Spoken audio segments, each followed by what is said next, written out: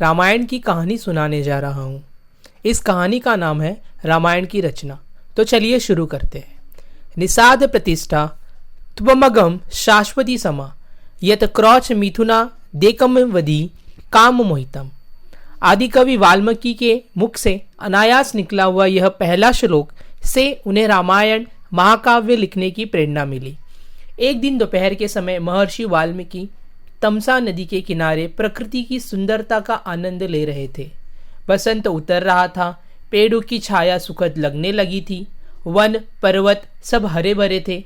तमसा मंद गति से बह रही थी, नदी का जल निर्मल था, उसमें तैरती हुई मछलियां चमक रही थी और नदी ताल भी साफ दिखाई दे रहा था। हरे भरे वन में भांति भांति के पक्षी कलरव कर रहे थे। नदी के किनारे लंबी चोंच वाले चटकीले रंग के पक्षी एक पात में ध्यान लगाए बैठे थे। उनमें से कभी कोई तेजी से उड़ता और तीर की तरह पानी में चोंच डुबोकर कुछ पकड़कर ले जाता। नदी तट की शोभा को देखकर महर्षि वाल्मीकि के मन में अपार हर्ष था। सहसा उनके कान में क्रौच पक्षी की सुरीली ध्वनि पड़ी। आंख उठाई तो देखा क्रौच पक्षी का एक जोड़ा नदी तट पर कल्लोल कर रहा है। क्रौच कभी चोंच से एक दूसरे के पीठ सहलाते, कभी थोड़ा सा उड़कर वे इधर उधर बैठ जाते और फिर पास आकर खेलने लगते। महर्षि वाल्मीकि को ये क्रौच बड़े प्यारे लग रहे थे। इतने में नर क्रौच को निषाद का तीर कहीं से आकर लगा और वह गिरकर छटपटाने लगा। पति की यह दशा देखकर क्रौच बड़े करुणा स्वर में रोने लगी। क्रौच मिथुन की यह दशा देखकर ऋषि का हृदय करुणा से भर गया। वे शोक सागर में डूब गए। उनके हृदय की करुणा एक श्लोक में फूट पड़ी। हे निषाद, तू बहुत दिन तक प्रतिष्ठित न रह सकेगा, क्योंकि तूने क्रौच के जोड़े में से प्रेम मग्न नर पक्षी को मार डाला। बड़ी देर तक वाल्मीकि शोक के कारण बेसुध से रहे। जब वे स्थिर चित हुए तब अपने प्रिय शिष्य भारद्वाज से बोले, भारद्वाज, मेरे शोक पीड़ित हृदय से वीणा के लय में गाने योग्य 4 पदों और सामान अक्षरों का यह वचन अनायास ही नहीं निकला। मेरा मन कह रहा था कि अवश्य ही यह प्रसिद्ध होगा। भारद्वाज ने यह श्लोक कंठाग्र कर लिया और गुरु को सुनाया। इसे सुनकर वाल्मीकि बड़े प्रसन्न हुए। उन्होंने स्नान किया और वल्कल वस्त्र पहनकर शिष्य के साथ वे अपने आश्रम को चल दिए। मार्ग में भी वाल्मीकि मां निषाद गुनगुनाने चले जाते थे। उनका ध्यान श्लोक के अर्थ पर गया। अर्थबोध से उन्हें बड़ा दुख हुआ। वे सोचने लगे कि मैंने व्यर्थ ही निषाद को इतना कठोर शाप दे दिया। इसी चिंता में वे चले जा रहे थे कि उनको नारद जी की वाणी याद पड़ी।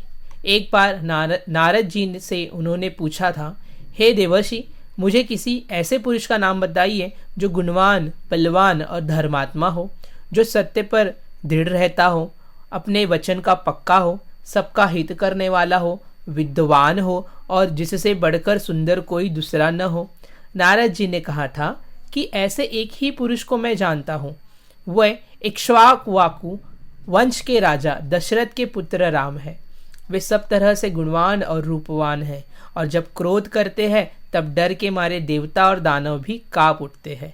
वाल्मीकि को ये सब बातें याद पड़ी और रामायण की जो कथा नारद जी ने संक्षेप में सुनाई थी वह भी उनको याद आई। ये याद आया कि देवर्षि देवलोक को आकाश मार्ग से किस अद्भुत गति से चले गए थे। जब महाराज रामचंद्र की कथा वे दोहराने लगे थे, सहसा मां निषाद श्लोक का एक दूसरा अर्थ उनके मन में आया है। माधव रामचंद्र, तू अनेक वर्ष तक राज करेगा, क्योंकि तूने मंदोदरी रावण जोड़े में से काम पीड़ित रावण को मार डाला है। यह अर्थ मन में आते ही उनकी चिंता मिट गई, परंतु मां निषाद श्लोक उनके मन से नहीं निकला। वे उसे प्रायः गुनगुनाते रहे। एक दिन वाल्मीकि जब ध्यान में बैठे हुए मां निषाद गुनगुना रहे थे, सृष्टि के रचयिता ब्रह्मा जी ने उनको दर्शन दिए। ब्रह्मा जी बोले, ऋषिवर, मेरे ही इच्छा से यह वाणी अनायास आपके मुंह से निकली है और श्लोक के रूप में इसलिए निकली है कि आप अनुष्टुर छंदा में महाराज रामचंद्र के संपूर्ण चरित्र का वर्णन कीजिए। श्री राम की कथा संक्षेप में आप नारद जी ने सुन ही चुके हैं। मेरे आशीर्वाद से राम, लक्ष्मण, सीता और राक्षसों का गुप्त अथवा प्रत्यक्ष सब वृत्तांत आपकी आंखों के सामने आ जाएगा। जो आगे होगा वह भी दिखाई पड़ेगा। अंततः जो आप लिखेंगे वह यथार्थ और सत्य होगा। इस प्रकार आपकी लिखी हुई रामायण इस लोक में अमर हो जाएगी।